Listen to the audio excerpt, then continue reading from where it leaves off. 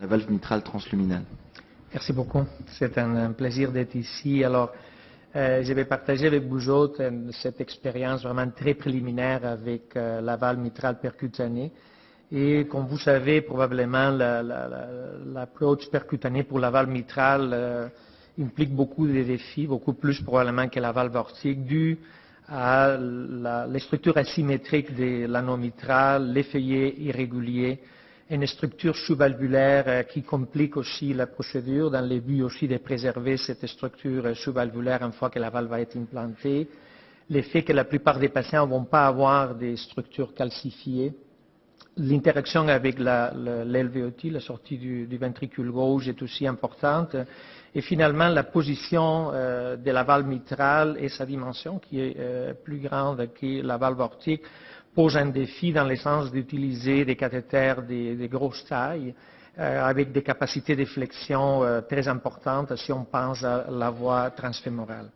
Malgré tous ces défis, je dirais, on a osé de commencer l'implantation des valves percutanées en position mitrale avec les valves qu'on implantait en position aortique.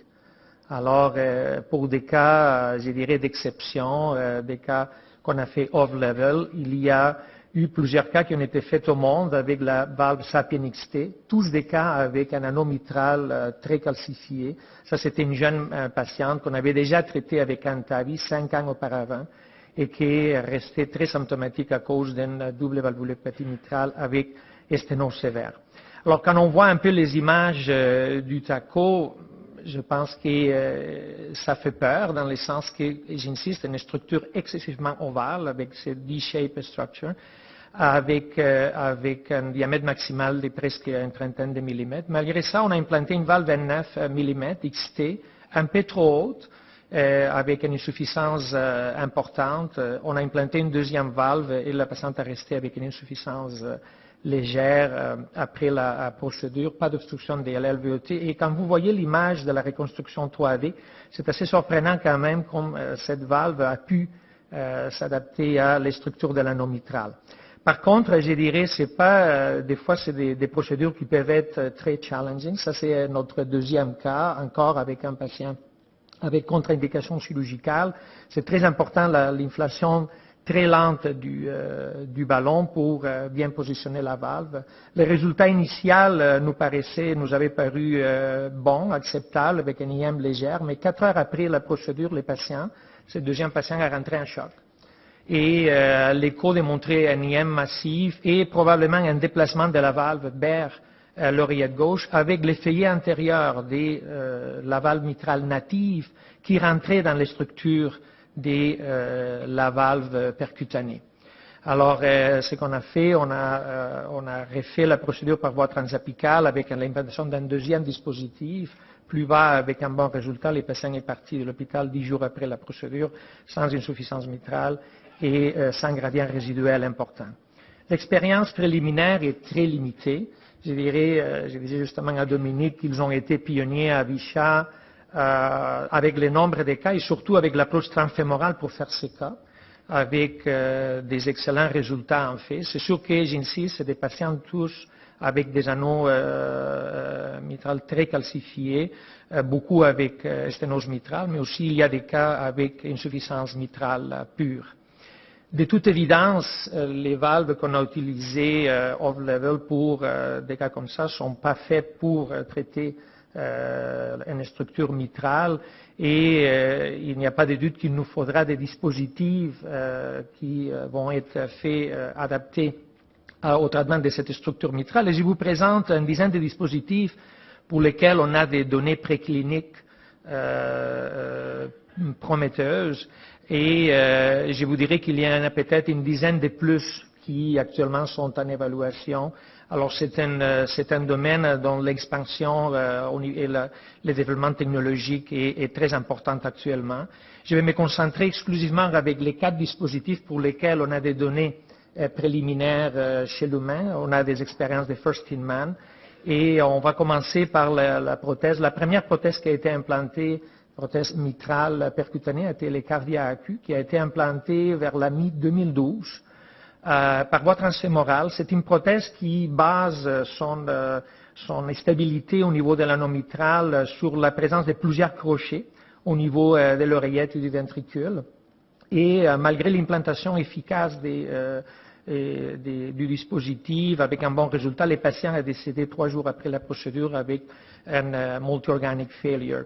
Et par la suite, on ne sait pas très bien comment le développement de cette valve a évolué. Je n'ai pas vu d'autres présentations. Et en fait, le premier cas n'a jamais été publié, a été rapporté. La Tiara valve, pour laquelle le groupe de Vancouver a rapporté les 2 premiers cas, je sais qu'ils ont fait d'autres cas récemment. Et c'est une valve toujours en nitinol avec 3 feuillets de péricarde des Beau. C'est une valve qui essaie de s'adapter à l'anneau mitral avec une forme aplatie, comme vous pouvez voir dans un de ses côtés. Et il y a jusqu'à 3 palettes pour attraper les 2 feuillets de la mitrale. Beaucoup de ces dispositifs, c'est des dispositifs qui vont baser son stabilité avec l'effet de capturer les 2 feuillets de la mitrale. Vous voyez une palette postérieure, il y en a 2 à l'intérieur. Les 2 premiers patients qui ont été traités de façon efficace avec un IM résiduel moins que légère. Malheureusement, le premier patient est décédé pour multiples complications post-opératoires. C'est une procédure qui s'est faite par voie transapicale avec un cathéter de 32 French.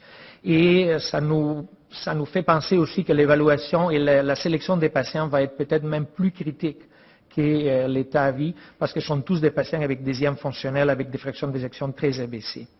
La valve Tendin, c'est une valve dont la particularité est qu'elle a une fixation au niveau de l'apex du ventricule gauche. Il y a un polymère vraiment qui va être fixé à l'apex du ventricule gauche pour maintenir la stabilité.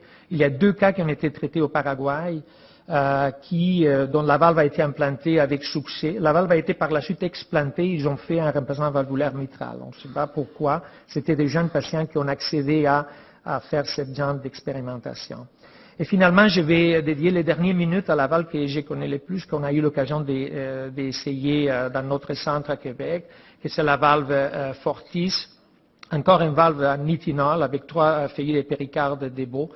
Les systèmes, encore pour stabiliser la valve au niveau de la périmétrale, c'est 2 palettes qui vont attraper les feuillets antérieurs et postérieurs de la mitrale.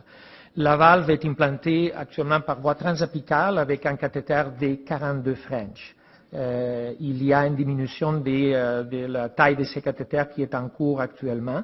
Et comme j'ai dit, le principe est basé sur la capture de ces 2 feuillets. Ça, c'est l'aspect auriculaire de cette valve.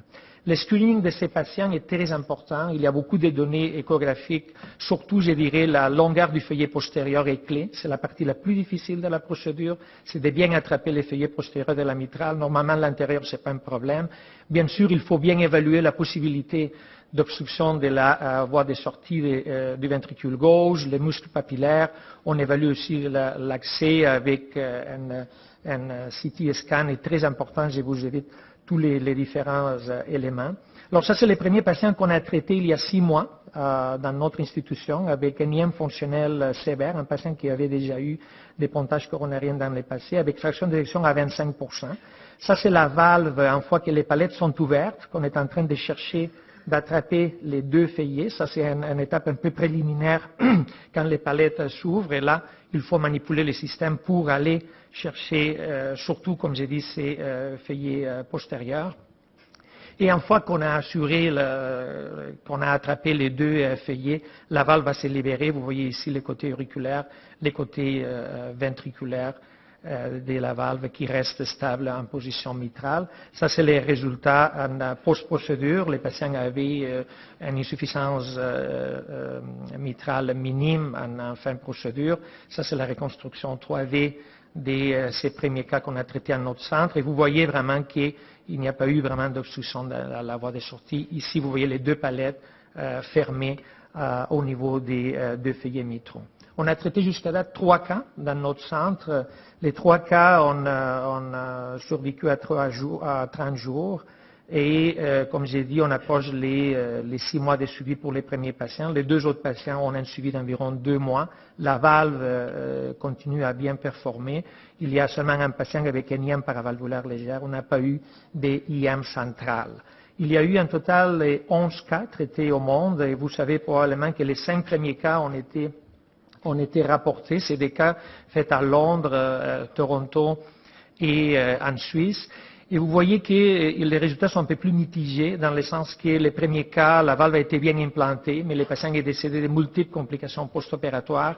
Peut-être les patients étaient excessivement malades, dans ces cas avec fraction d'éjection inférieure à 20%. Il y a eu deux problèmes peut-être plus reliés à la valve, un problème des thromboses valvulaires malgré un traitement avec Coumadin, et un problème d'une mauvaise capture du feuillet postérieur. J'insiste, ça c'est vraiment la partie qui nous prend plus de temps pendant la procédure. Il y a eu deux autres cas qui ont survécu à 30 jours. Alors une expérience encore très préliminaire, seulement 11 cas traités au monde. Je vais conclure pourtant en disant que la valve mitrale, de toute évidence, est une structure qui est beaucoup plus complexe que la valve aortique, qui pose beaucoup de défis techniques. Les données précliniques pour plusieurs systèmes plateformes semblent encourageantes. L'expérience initiale First in Man avec quatre dispositifs seulement actuellement démontre la faisabilité de cette technologie, mais bien sûr, il nous faudra encore beaucoup de développement technologique pour arriver à faire en sorte que ce traitement percutané soit une alternative pour les patients à très haut risque chirurgical. Merci beaucoup pour votre attention.